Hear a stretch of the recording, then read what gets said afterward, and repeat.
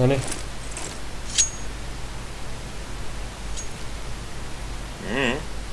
Nyt mä latasin sen ja nyt mä otan frapseille. Minkä? No mun servaukset.